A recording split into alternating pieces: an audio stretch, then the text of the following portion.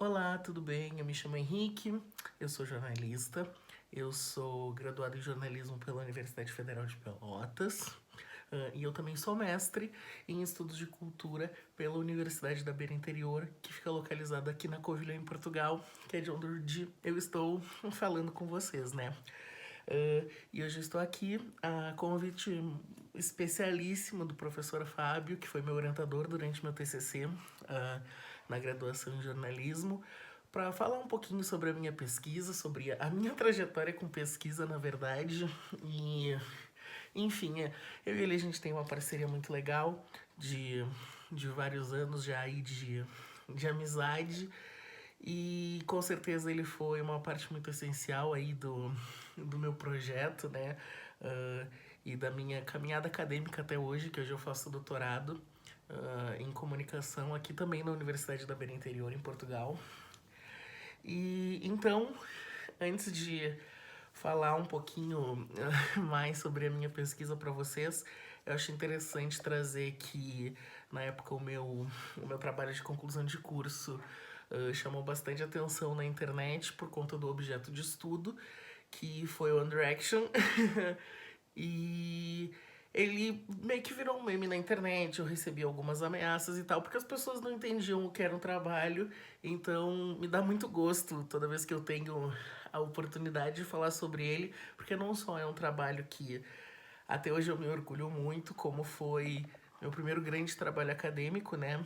E, e também algo que mudou provavelmente aí muito a minha vida, porque apesar de ter sido uma situação bem chata que eu passei na, na época, eu consegui tirar 10 no meu TCC e me deu muita força para eu querer continuar na vida acadêmica, né?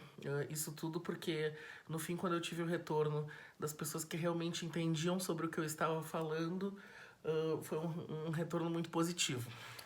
Mas então, sem mais delongas, vamos aqui apresentar um pouquinho mais do meu projeto, né? Como eu falei para vocês, o meu objeto de estudo era One Direction, mas aí provavelmente vocês ficam pensando, meu Deus do céu, o que ele estudou sobre One Direction? Diferente do que muitas pessoas pensavam, meu trabalho não consistia de 95 páginas de imagens do Harry Styles. Não, não era nada disso. Meu trabalho, na verdade, era uma busca por entender como que a mídia constrói personalidades midiáticas aí que a gente conhece e segue, né?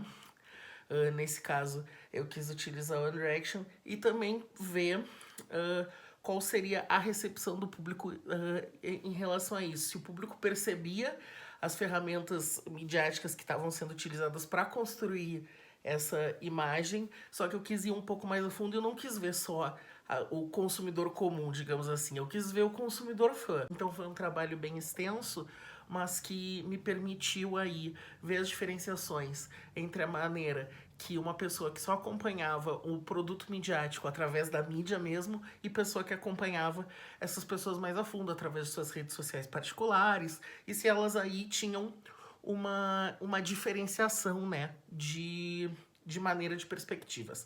E obviamente esse foi um trabalho muito extenso, porque esse foi um trabalho muito extenso, né? Porque de primeiro precisei fazer toda uma pesquisa bibliográfica para definir o que seria aí identidade. Eu utilizei conceitos como, por exemplo, o de Kellner, e eu falei muito sobre como hoje em dia as celebridades acabam substituindo, né, a nossa família, os nossos gostos pessoais muitas vezes acabam sendo definidos por isso, porque essas celebridades são as novas figuras de adoração, como uma época, por exemplo, foi a religião. E para muitas pessoas ainda é hoje em dia. Mas aí, a partir disso, eu consegui ir definindo algumas categorias do meu projeto e eu decidi que eu queria ir fazer esse estudo de recepção, que eu não só analisasse matérias que falassem sobre a construção de identidade do One Direction, mas, como eu disse, ver a maneira que as pessoas se relacionavam com isso. Só que aí chega um empecilho. Como que a gente chega para falar com pessoas que são fãs e não fãs e pegar um grupo que seja bom o suficiente para a gente conseguir obter resultados do nosso projeto, mas que não tenham que não tenha um excesso de respostas também que não vão ajudar a gente a chegar em nenhum lugar. Então, para isso, eu acabei definindo que o grupo da minha pesquisa, como eu queria fazer uma pesquisa qualitativa e não quantitativa, para poder definir depois, utilizando as categorias que eu usei, que eu vou falar um pouquinho mais depois, eu acabei definindo que para esse projeto eu precisava então entrevistar 5 pessoas que fossem fãs do One Direction, que fossem do Brasil, e 5 pessoas que fossem fã do One Direction de outros lugares do mundo.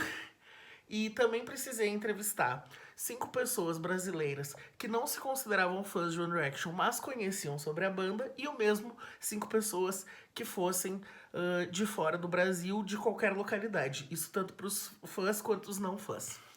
E claro, pegar as pessoas brasileiras era mais fácil, porque eu poderia utilizar o Facebook, eu poderia utilizar pessoas que eu conhecia, porque eu gostava muito de One Direction na época, então eu conhecia bastante pessoas que eram fãs. Isso até me ajudou a conseguir algumas pessoas de fora que me ajudaram na minha pesquisa, porque eu não queria fazer um survey, eu queria fazer uma pesquisa estruturada, já uma entrevista estruturada, em que as pessoas responderiam 5 perguntas pertinentes ao tema de construção de identidade, para ver como que elas se relacionavam com a One Direction e se existiam diferenças entre localidades. E eu vou falar um pouquinho dos resultados depois, mas sim, a gente encontrou várias diferenças. Só que, obviamente, encontrar pessoas não fãs era um pouco mais difícil. Então eu utilizei alguns fóruns para tentar primeiro conseguir pessoas para responder minha pesquisa, só que muitas pessoas não demonstraram interesse, principalmente por ser algo que não era só um formulário que tu tinha que responder, que querendo ou não, isso acaba atraindo mais pessoas porque demanda menos tempo, né? Então eu tive que ir atrás mesmo de pessoas conhecidas de fora, que não morassem no Brasil e não fossem brasileiras. E eu também tive que ir a algumas plataformas de chat virtual para encontrar pessoas. Oi, tudo bem? Você é fã de One Direction? Você não é fã de One Direction? Você conhece a banda? Eu precisava de alguém para responder minhas perguntas, é pro meu TCC. Isso tudo em inglês, né? E aí eu acabei conseguindo as 20 respostas que eu precisava, que isso demorou mais ou menos um mês. Mas foi um trabalho muito prazeroso também, porque eu sinto que eu consegui chegar mais próximo do que eu queria, do que se eu tivesse feito, por exemplo, só uma análise das notícias e tivesse pego características que colaborassem para a ideia de cultura da mídia que eu estava tratando ali, utilizando o conceito do Kellner, e como a gente cria hoje em dia figuras muito parecidas com figuras passadas para tentar gerar uma significação com o público. Mas eu sabia também que se eu tivesse essa parte da recepção, apesar de eu ter pensado em desistir várias vezes e o Fábio não deixou, porque ele acreditava muito no meu potencial e no potencial dessa pesquisa de ter um estudo de recepção, eu acabei, então, fazendo essa parte. Mas aí a gente passa para uma pergunta. E aí, como vamos analisar esses dados? Principalmente se tratando, né, de uma pesquisa qualitativa. A minha metodologia foi relativamente bem simples. Eu fiz essas estruturas, né? Eu fiz toda a parte da revisão bibliográfica, mas o meu trabalho era um estudo fenomenológico. Eu queria estudar o fenômeno One Direction e eu não queria pegar motivos alheios que pudessem colaborar ou não colaborar para o resultado da minha pesquisa, né? O importante para mim era pegar o universo bem definido que eu tinha feito ali, que era principalmente o início da banda, assim, a construção de identidade no início, até os momentos finais do Zayn Malik, o integrante da banda que acabou saindo do grupo em 2015, que era o mesmo ano que eu tava fazendo TCC. Então eu acabei tendo que inserir isso no trabalho. Então as perguntas eram divididas entre One Direction e a reação à saída do Zayn e como que isso afetava pessoas que eram de fora do fandom do One Direction, pessoas que não eram Directioners, e também pessoas que eram que estavam dentro desse grupo de fãs. A minha metodologia, então, né, consistiu em realizar essas entrevistas e depois fazer uma análise delas utilizando as mediações propostas por Jesus Martim Barbeiro. Por que que eu fiz essa escolha? Porque eu sabia que, que eu estava estudando de conceitos de identidade, eu precisaria falar muito sobre a questão de como que as coisas que a gente vivencia, como o ambiente que a gente está inserido, vai influenciar nas nossas respostas. E principalmente com as respostas que eu obtive, essa foi uma das coisas que eu mais detectei. Que dependendo da vida que a gente vive, do contexto que a gente está inserido, a gente vai ver as coisas de um certo jeito ou vai ver de outro jeito. Então eu utilizei isso porque existiam três categorias que o barbeiro desenvolveu, que ele propôs para a gente fazer essas mediações, que seriam a primeira, cotidianidade familiar, né, que é ali todo o nosso primeiro contato com a família, muitas vezes até com instituições próximas como a escola, a igreja, que vão ser os nossos contatos mais fixos de vida, que são as pessoas que vão nos fornecer a nossa primeira visão de mundo.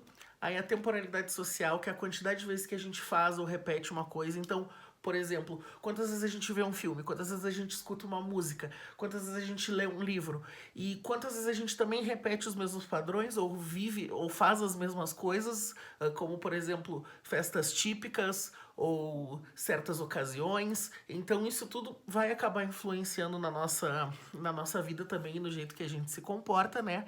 E por fim, a que eu acredito que seja a mais importante para o contexto do meu trabalho, né? Que são as nossas competências culturais, que são que é tudo que a gente adquire na nossa vida através do tempo, que são as pessoas que a gente conhece, são os novos costumes que a gente vive. É quando a gente se muda de cidade e algo novo passa a fazer parte da nossa rotina. É um vídeo que a gente vê no YouTube, é um artista que a gente gosta de seguir, é uma pessoa que a gente se inspira e tenta seguir os padrões de vida dela. É tudo isso. Isso tudo são as nossas competências culturais. É tudo que a gente vai absorvendo e que se torna parte do nosso cotidiano e parte da nossa cultura pessoal, digamos assim, ao longo do tempo. Então, com as minhas respostas, eu pude perceber que o estudo de recepção é interessante por isso, porque a gente acaba percebendo como o contexto em que as pessoas estão e como que a vida que elas levam vão afetar. Então, por exemplo, no caso de fãs brasileiras, que muitas nunca tinham tido oportunidade de ir a um show, era uma situação devastadora o Zen tá saindo do grupo, porque sabiam que já tinha tido 2 ou 3 shows no Brasil na época da banda e que muitas delas nunca tinham conseguido ir. Então era devastador pensar, meu Deus, eu nunca vou ter a oportunidade de ver o grupo todo junto de novo. Enquanto pessoas que não eram fãs da banda diziam coisas tipo, mas boy band já não tem uma vida muito longa. Olha a NSYNC, olha Backstreet Boys. Eles lançam alguns álbuns e aí eles deixam de ser um grupo.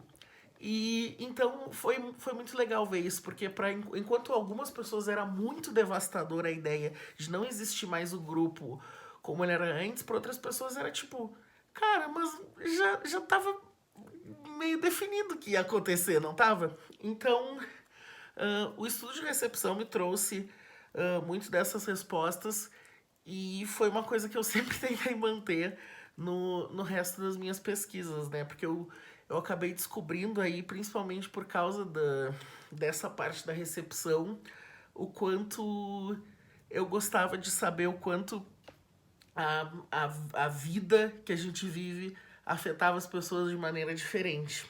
E uma curiosidade Uh, dentro do meu trabalho, eu falava sobre como a gente acabava, quando a gente era um consumidor comum, que a gente não é um consumidor fã, que acaba sabendo mais sobre um universo, de um filme, de um livro, enfim. Quando a gente é uma pessoa que casualmente assiste ou consome algo, a gente acaba sendo mais suscetível a acreditar coisas que são propostas pela mídia. Então, às vezes, se existe uma campanha, por exemplo, agora o que está acontecendo com o Will Smith, que ele foi banido da academia por 10 anos, ele se internou numa reabilitação, existe toda uma discussão em torno disso. Quem é um consumidor casual desse tipo de notícia vai estar provavelmente mais suscetível a acreditar tudo que que está sendo dito ali sem fazer uma pesquisa mais profunda, enquanto o consumidor fã muitas vezes vai acabar tendo um insight um pouco diferente. Então, é muito doido pensar nessa questão de como a gente vai ter respostas diferentes de acordo com as pessoas que a gente entrevista. E aí isso foi uma coisa que eu quis seguir pro resto da minha carreira acadêmica, né? Depois, quando eu fiz o meu mestrado, eu fiz sobre a ascensão da cultura drag no mercado mainstream, né? Por conta de RuPaul's Drag Race, que se tornou um fenômeno mundial, e eu queria entender como que algo que era tão nichado chegou a um ponto de ser um super fenômeno mundial. Infelizmente, nesse trabalho, que foi a minha dissertação de mestrado, eu não tive condições de fazer um estudo de recepção por conta da pandemia, né? Eu fiz todo o meu mestrado durante a pandemia e isso dificultou muito os planos que eu tinha para a forma que eu precisava que o trabalho fosse feito, porque eu precisava fazer focus group e era para fazer exibição de programas de televisão, e o focus group é muito bom porque a gente consegue ter uma ideia mais ampla, né?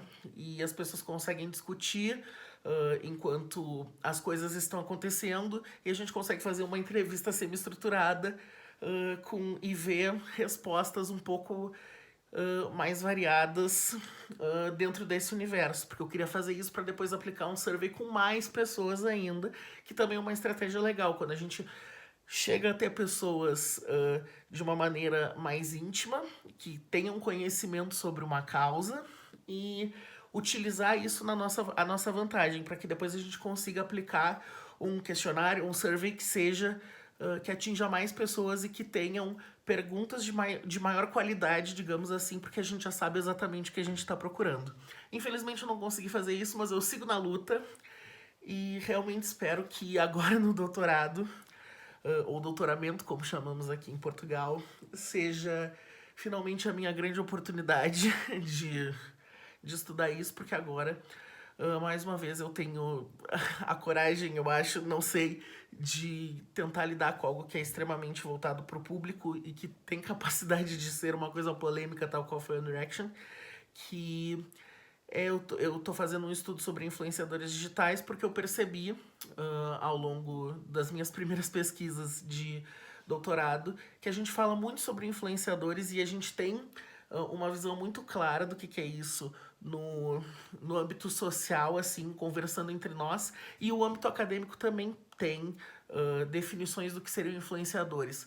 Mas fazendo a minha pesquisa, eu descobri que elas são muito fragmentadas, segmentadas, não fragmentadas, elas são muito segmentadas e pegam diversas linhas diferentes. E eu queria fazer uma atualização do que seria esse termo, quase como se fosse um glossário, assim, do que seria ser influenciador digital.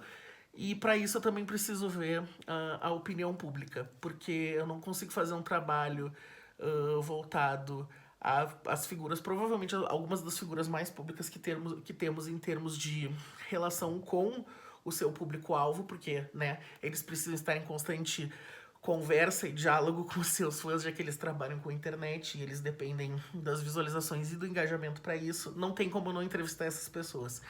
E aí, para isso, eu vou novamente tentar fazer isso, que é primeiro uma entrevista semi-estruturada, em que eu possa pegar algumas outras informações ao longo do meu diálogo com esse focus group que eu quero organizar, mas que eu também consiga aí depois desenvolver um survey, né, para poder aplicar para mais pessoas. Inclusive, convido todos a participarem. Vou mandar o e-mail pro Fábio, vou pedir para passar pro público, porque eu também não vou precisar da resposta somente de pessoas que acompanham necessariamente influenciadores digitais, né? Mas eu acredito que seja isso. Gostaria muito de agradecer pelo tempo, por passarem esses quase 20 minutos aqui comigo, ouvindo um pouco mais sobre o meu trabalho. Quem tiver dúvidas ou algum interesse, o meu e-mail é henrique_barum@hotmail.com. Acredito que eu consegui colocar ele aqui na tela para vocês. Eu também vou deixar o link aí do meu TCC e da minha dissertação de mestrado para quem tiver interesse. E se alguém quiser falar sobre tanto as minhas pesquisas acadêmicas ou como é a vida de um estudante brasileiro em Portugal, como conseguir tirar visto e coisas do tipo, podem vir me mandar e-mail, me perguntar. Mais uma vez gostaria de agradecer muito pela participação, sempre é muito especial para mim quando eu recebo esses convites. E eu acho sempre importante retornar a nossa casa, né, original, para espalhar os nossos conhecimentos. E muito obrigado a todos, um beijo e bom dia, boa tarde ou boa noite, não sei que horas vocês vão estar assistindo isso. Tchau, tchau.